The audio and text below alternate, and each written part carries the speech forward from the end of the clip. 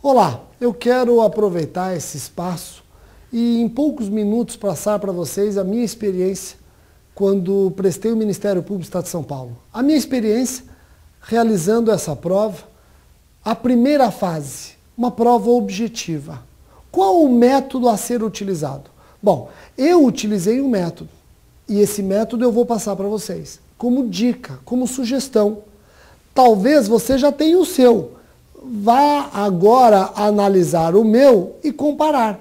Ninguém aqui está impondo um método, apenas e tão somente passando uma experiência de um método que eu utilizei e deu certo. Rogério, qual é esse método? Bom, no dia de prova, você vai receber o caderno de questões, 100 questões. Sugiro que você leia o caderno de prova desde a primeira até a 100ª questão, mas não é só ler. Você vai lendo e algumas questões, não importa a matéria, elas são tão claras, óbvias e fáceis, você já vai assinalando a alternativa que o seu examinador quer ver assinalada. Ou seja, quando você terminar a primeira leitura do caderno de questões, umas 20 respostas já estarão preenchidas. 20% da prova já está completa. Vejam, é importante você fazer essa primeira leitura e logo no início já assinalando as questões que você está seguro, porque são fáceis, são simples. Porque se eventualmente você deixa essas questões fáceis, simples para o final, quando chega o tempo e você percebe que não vai ter tempo para respondê-las, o que é fácil fica difícil. Aí fica difícil. Então você, com toda a calma, você conseguiu assinalar aquilo que não tem como errar, porque é simples. Depois que fez isso, aí você vai partir para a segunda etapa.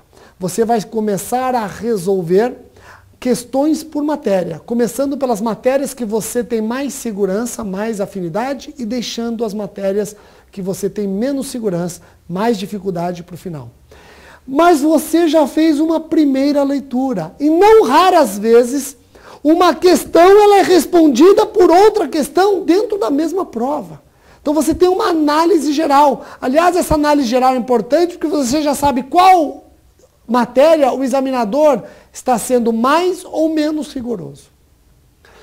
Quando você completar essa prova, fez a primeira leitura assinalando as questões mais fáceis, foi para a segunda etapa começando pelos temas, pelos grupos que têm mais afinidade até o grupo que tem menos afinidade, mais dificuldade, você vai ter um tempo considerável para responder as questões que você acha mais difíceis. E esse tempo é importante, porque do mesmo modo que o curto espaço de tempo torna uma questão fácil difícil, se você tem muito tempo numa questão difícil, ela passa a ser uma questão menos difícil. Não raras vezes, até mais fácil. Tá bom? Fica aqui a minha sugestão, eu espero que ela sirva. Se vocês eventualmente estão inseguros se é um método a ser utilizado ou não, treine em casa antes. Aliás, treinar em casa antes, questões objetivas, é treinar técnica de concurso. E concurso não é só saber a matéria. Concurso é saber demonstrar o conhecimento numa prova, ainda que objetiva, controlando o tempo. Ficam aqui então as minhas observações, fica a minha sugestão, o meu método, boa sorte.